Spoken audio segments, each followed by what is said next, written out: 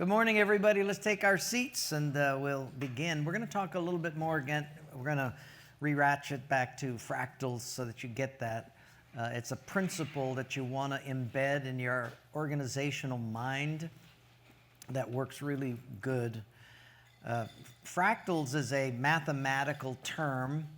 A mathematician named Benoit would talk about that. I was with a guy named Winky Pratney. Isn't that a funny name? Winky Pratney.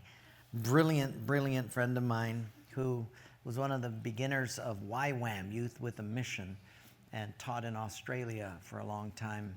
But we had discussed this at a Pizza Hut one day over a napkin. So I was drawing out the fractal concept. And everything God builds is kind of fractal. As I've said, it's a reiterating pattern infinitely that makes beautiful things, complicated things, like a brick.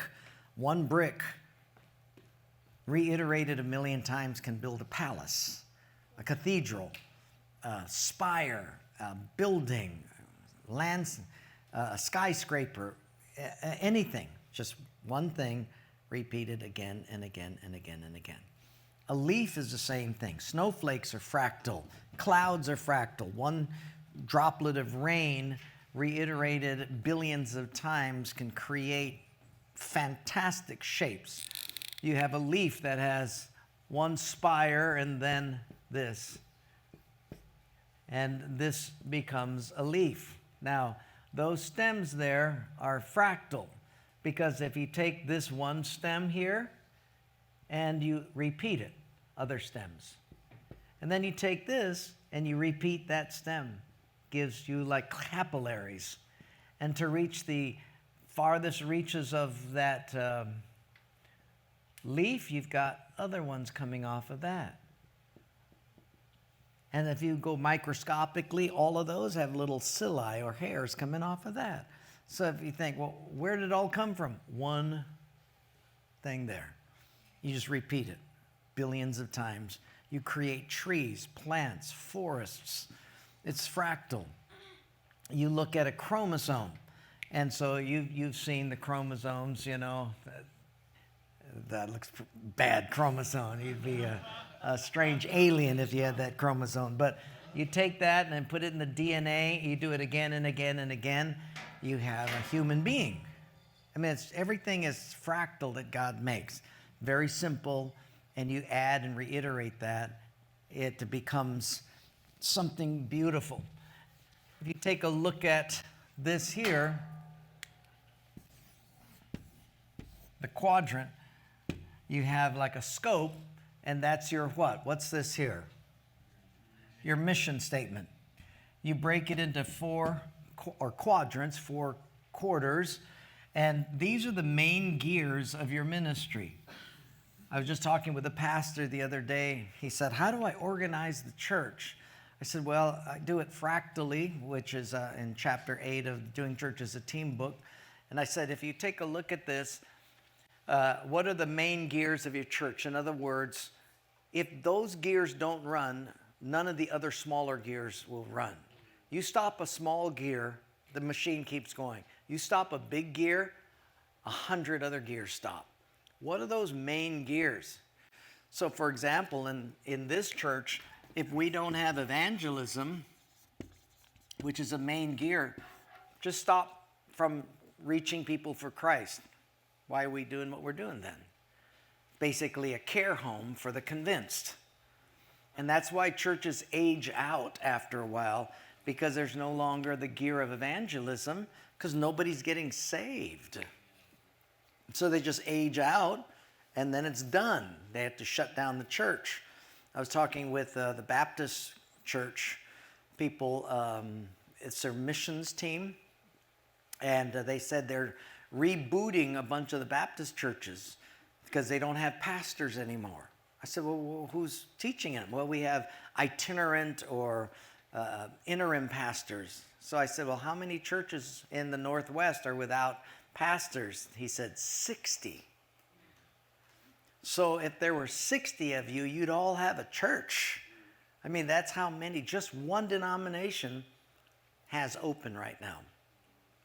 So there's a ton of churches that need good leaders, but to send just another human being into that, it's second verse, same as the first. I'm Henry the Eighth, I am. Henry the Eighth, I am, I am. So why just keep reiterating the same old, same old? If you want to change in the future, you can't do same old, same old. You have to have better leaders. So evangelism is one big gear. People don't get saved anymore. Why have youth groups and children, etc.? Because you're just basically caregiving at that point. And the other is if they aren't becoming, if there's not discipleship, which in essence is a part of the pulpit or a strong pulpit or preaching and teaching, and the other is equipping people to step into ministry, or this is servants, this is engagement. If you don't have people being engaged, if people aren't being discipled, if people aren't being saved, and if you don't expand or reach out or get the church beyond the church, you don't have anybody in your community being influenced. So the question would be, if your church evaporated today, would your community notice anything different? Well, you know, ABC Church down there, if that went away like tomorrow, we wouldn't even know. How many Christian churches in Lane County, if they like, gone, would people really notice any difference? They should. It should be a major impact. And so we as a church want to make sure that we're reaching out to the community. This, for me, are four main gears.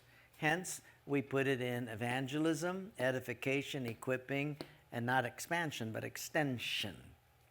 Sometimes the word expansion means we just want us to be bigger. Extension means we want the community to be better. So those are our four main gears. So I said, what are your four main gears? Well, you know, and it doesn't mean the other gears are not important. It just means that you better have these things running. They turn slowly, and the other gears may go at different speeds. This one could be zzz, but this one here has to turn. You stop this one, all those gears stop. So what are the main gears? So a fractaling of your ministry or your business, your organization, means what are your main gears that keep your business running? So then we put gifts. What are the gifts necessary? And then names. So now you have your, what we call a directional team or an executive team here, and you are the executor or the executive director of that. And so we see here fractal. Now, in an organizational chart, it would look like this. So, Keanu, you should have 4 people that you're building as leaders, and they could be volunteers, but under the youth ministry, what are the 4 things that have to happen that are the big gears in order for that ministry to take place? Kona, for music, what would your 4 main gears be so that the music is excellent? Whatever you're leading, you should have 4 leaders. So the smallest team will be 5 leaders. Now, you're not there yet because you're still younger in age, but I add an X to each of these when I started church. Whether these people were married or not, I always add another in here. That's their spouse. Because one day, 99.9% will be married. So at that age, whether it's 35 or 40 years old or whatever, they're married. If Joe Blow is not doing well with his wife or spouse, if Susie Q isn't doing good with her spouse, do you think a bad relationship at home, do you think it affects the ministry? Sure, because then the spouse becomes an ex. It becomes an ex-spouse. So maybe we'll just put a cross there instead of an X or something like that. Or an asterisk. There you go, an asterisk, yeah. So we don't want the spouse to be an X. So if you put an asterisk in each of these 5 boxes, how many people will be under your purview, under your guidance in your team? How many? 10. In the Bible, you're going to see it talks about leaders over thousands, hundreds, and what? Tens. In the Bible, the smallest team is a team of 10. That's how you start a ministry. That's how you start a business. Because if you can't get 10 people to believe in you, you better not start. Because if I can't get 10 people to follow and believe in my leadership, I'm finished. So you're going to maybe have a church of 20 to 30 people that's going to fluctuate, and it'll be a turnstile of people changing heads and bodies. So you might grow to 30 or 40, but that's it. Well, you've got to have a team of 10, because you don't start in the Bible, biblical leadership patterns. The smallest team is a team of 10. You have leaders over tens, hundreds, thousands.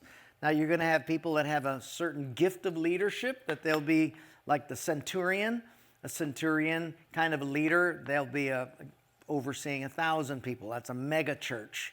And you have good churches, healthy churches of 100. You have people that have a good gift of leadership, hundreds. But you don't start unless you can have 10 people at least buy into your vision. Everybody got that? Any questions so far? Comments? So keep talking to me so you can engage with me and process with me, because I want you to get this. A lot of people abandon this after a year or so. Oh, yeah, Bill and me and Joe Blow and Susie Q. Yeah, it's only 3. Yeah, we're good. It's like, no. Keep this principle. I have people that have multi-million dollar organizations, and they do it in the Fractal, and it works really good. Now, as time goes on, you just repeat this. This person here, let's say this is Keanu, and he's got an admin person here. The admin person has to build a team under him or her of at least 4 people. Of course, there's going to be an asterisk in that, but this will be also another 10. So this is a 10. This is a 10. Everybody's a 10 somewhere. And then let's say this is accounting over here. This accounting might have someone who counts the tithes, someone else who does budgeting, someone else who does financial classes or whatever it might be. So this accountant will build a team of 10. You keep doing that down 3 or 4 levels, you have 100. And then you do that a few more levels, you're a leader of 1,000. But everything is built on this precept of the fractals. And it's reiterated again and again and again ad infinitum. If you can get just 2 levels, you're like in the 90th percentile of people who understand organization. Most people can't get beyond this. If you get this, you're doing really good. So I have my 4. And then I have Aaron, who is one under equipping, or Guy. They also have their 4. So under Aaron, some of you may be in his fractal or the fractal beneath. So if I can get Aaron to have his fractal, and then that fractal to have one, this is an extremely strong organization. And that's only like 3 or 4 levels deep. That's the root system. The bigger your root system, the taller your tree can be. Most don't even get to this here. So make sure that you're understanding the fractal system and how it works. Okay?